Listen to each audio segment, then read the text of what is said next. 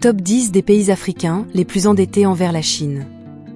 Les vastes activités de prêt de la Chine dans de nombreux pays africains sont devenues un sujet de discussion important dans l'économie mondiale.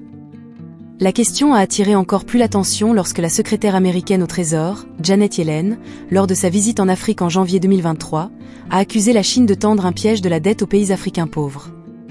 La Chine a répondu en assurant qu'elle n'avait pas tendu de piège à la dette, mais qu'elle avait accepté d'annuler certaines dettes et de prolonger les délais de paiement pour d'autres. Les récents événements mondiaux ont rendu de plus en plus difficile pour de nombreux pays africains le respect de leurs obligations en matière de dette. Actuellement, 22 pays africains à faible revenu connaissent une crise de la dette ou courent un risque important de la connaître. Les prêteurs chinois représentent 12% de la dette extérieure privée et publique de l'Afrique, qui a plus que quintuplé pour atteindre 696 milliards de dollars entre 2000 et 2020. Cette situation devrait encore se détériorer en 2023, limitant la capacité des pays africains à financer des améliorations sociales plus larges et à y répondre efficacement. Dans cette vidéo, nous vous présentons le top 10 des pays africains les plus endettés envers la Chine, sur la base des chiffres fournis dans le rapport de Chatham House. La Côte d'Ivoire occupe la 10e place sur la liste des 10 pays africains les plus endettés envers la Chine, avec une dette de 3,7 milliards de dollars. Les fonds ont été principalement utilisés pour des projets de développement d'infrastructures, notamment la construction d'autoroutes, de ponts et d'infrastructures énergétiques. Les investissements chinois en Côte d'Ivoire se sont notamment concentrés sur des projets visant à améliorer le réseau de transport et le secteur énergétique du pays, soutenant ainsi la croissance et le développement économique. Un projet important financé par la Chine est le pont Henri Konan Bédié, également connu sous le nom de pont HKB, qui enjambe la lagune ébriée à Abidjan, la capitale économique de la Côte d'Ivoire. Ce pont a grandement amélioré les transports entre le nord et le sud de la ville, réduisant ainsi le temps de trajet et stimulant les activités économiques. La dette de la Côte d'Ivoire envers la Chine reflète les efforts du pays pour moderniser ses infrastructures et améliorer sa compétitivité économique, mais elle soulève également des inquiétudes quant à la capacité du pays à gérer efficacement son fardeau de la dette. Le Ghana se classe au 9e rang sur la liste des 10 pays africains les plus endettés envers la Chine, avec une dette totalisant 5,30 milliards de dollars. Cette dette a été principalement utilisée pour financer divers projets d'infrastructures visant à moderniser le réseau de transport du pays, le secteur énergétique et d'autres domaines critiques de développement. L'un des projets importants financés par la Chine au Ghana est la construction des projets d'infrastructures Sino-Hydro-Deal. Cet accord implique la construction de routes, de ponts, d'échangeurs et d'autres projets d'infrastructures à travers le pays. L'accord Sino-Hydro vise à améliorer les infrastructures du Ghana, à stimuler la croissance économique et à créer des opportunités d'emploi. Même si ces investissements ont le potentiel de stimuler la croissance économique et le développement, des inquiétudes subsistent quant à la capacité du Ghana à gérer efficacement le fardeau croissant de sa dette.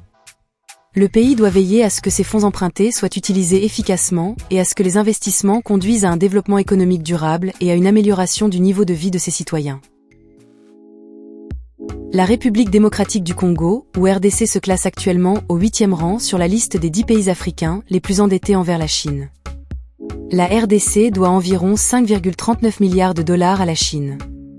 Cette dette provenait principalement de prêts utilisés pour financer divers projets d'infrastructures dans le pays.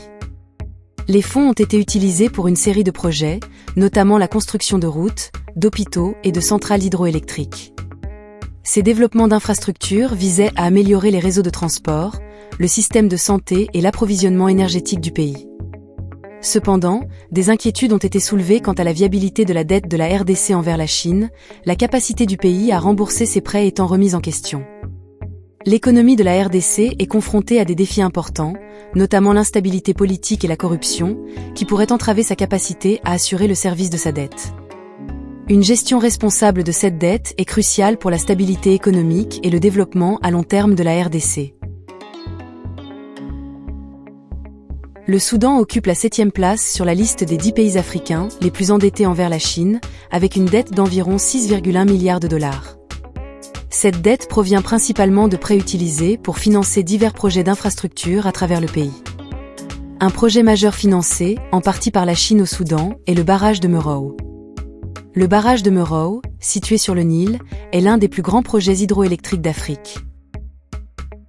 Avec une capacité de 1250 MW, il joue un rôle crucial dans l'infrastructure énergétique du Soudan, fournissant de l'électricité à des millions de personnes et soutenant le développement économique à travers le pays. Le barrage a contribué à atténuer les pénuries chroniques d'électricité au Soudan et a contribué à l'expansion des projets d'irrigation, stimulant ainsi la productivité agricole dans la région. Cependant, malgré ces avantages, le projet a également été critiqué pour ses impacts sociaux et environnementaux, notamment le déplacement de milliers de personnes et la perturbation des écosystèmes le long du Nil.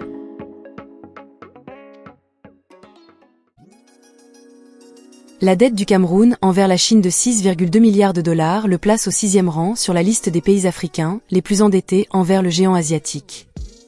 La dette provient principalement de projets financés par la Chine, tels que le port en eau profonde de Kribi et la construction du barrage hydroélectrique de Manvele. Alors que ces projets visaient à stimuler les infrastructures et le secteur énergétique du Cameroun, des inquiétudes sont apparues quant à la capacité du pays à rembourser les prêts. Le fardeau de la dette a soulevé des questions sur les conditions des prêts, la transparence et la viabilité de la dette du Cameroun. Avec un PIB d'environ 34 milliards de dollars, la dette envers la Chine représente une part importante de l'économie du pays. Les critiques craignent que le niveau élevé d'endettement puisse potentiellement compromettre la stabilité économique et la souveraineté du Cameroun. Alors que le Cameroun est aux prises avec les répercussions économiques de la pandémie de Covid-19, la gestion efficace de sa dette envers la Chine est devenue une priorité urgente pour le gouvernement du pays.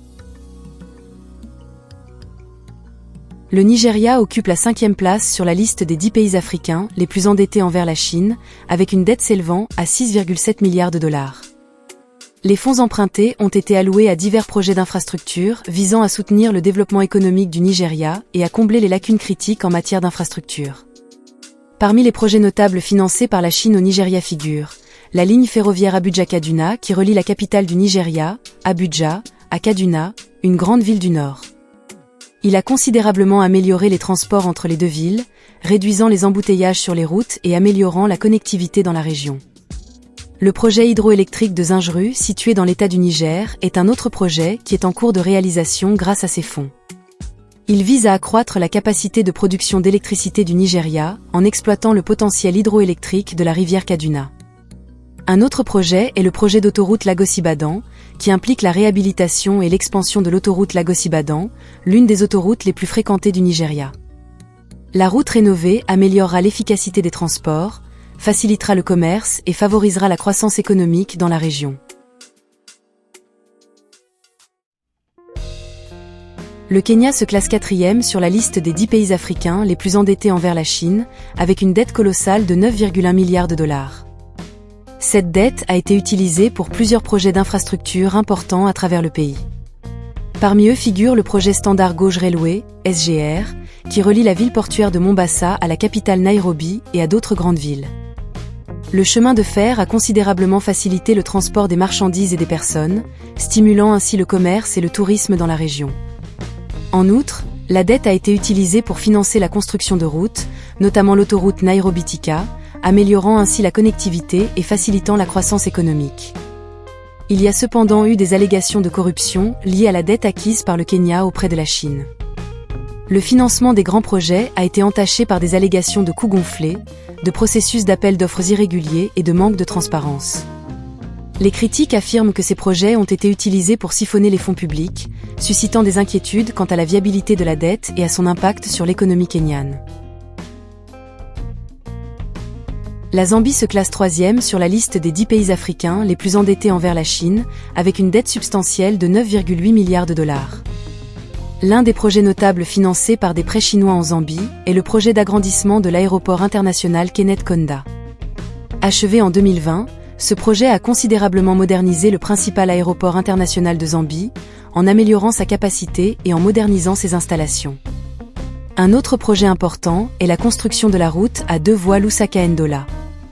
Même si ces projets ont sans aucun doute contribué au développement des infrastructures de la Zambie, des inquiétudes ont été soulevées quant à l'endettement croissant du pays envers la Chine. Certains craignent que l'incapacité de la Zambie à rembourser ses prêts n'entraîne la saisie d'actifs nationaux stratégiques par la Chine. Par exemple, le gouvernement zambien a dû céder le contrôle de l'aéroport international Kenneth Kaunda à la société publique chinoise China Jiangxi Corporation for International Economic and Technical Cooperation, dans le cadre d'un accord d'échange de dettes. Les critiques soutiennent que de tels arrangements risquent de compromettre la souveraineté et l'indépendance économique de la Zambie.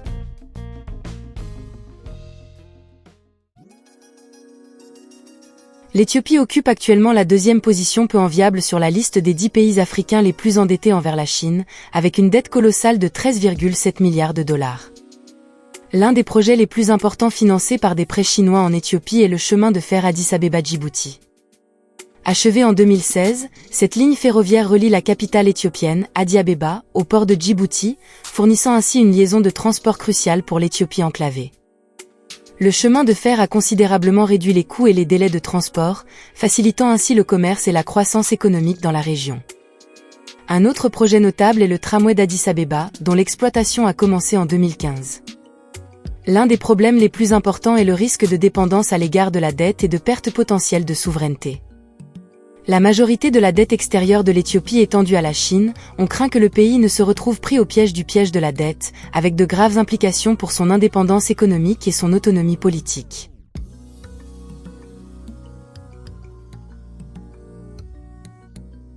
L'Angola arrive en tête de la liste des 10 pays africains les plus endettés envers la Chine, avec une dette colossale de 42,6 milliards de dollars. Au fil des années, la Chine a été un créancier majeur de l'Angola, fournissant une aide financière importante pour divers projets d'infrastructures et autres initiatives de développement. Un projet notable financé par des prêts chinois en Angola est la construction du projet de logements sociaux Kilamba Kiaxi. Ce projet ambitieux visait à répondre à la pénurie de logements en Angola en construisant des logements abordables à la périphérie de Luanda, la capitale. Le projet de logement Kilamba Kiaxi, achevé en 2012, comprend des milliers d'immeubles d'appartements, offrant un logement à des milliers de familles angolaises.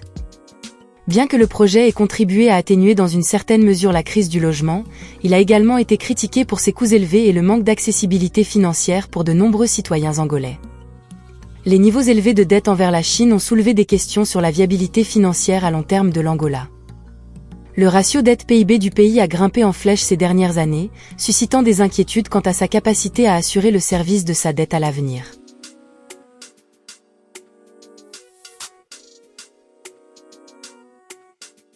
La dette croissante des pays africains envers la Chine constitue un problème important ayant de vastes implications pour l'avenir économique du continent. Même si les prêts chinois ont financé de nombreux projets d'infrastructures cruciaux à travers l'Afrique, les inquiétudes concernant la transparence, la responsabilité et la viabilité à long terme de ces dettes persistent. Si vous avez trouvé ces informations utiles et souhaitez rester informé sur des sujets similaires, n'oubliez pas de vous abonner à notre chaîne pour un contenu plus informatif. Merci d'avoir regardé et à bientôt dans la prochaine vidéo.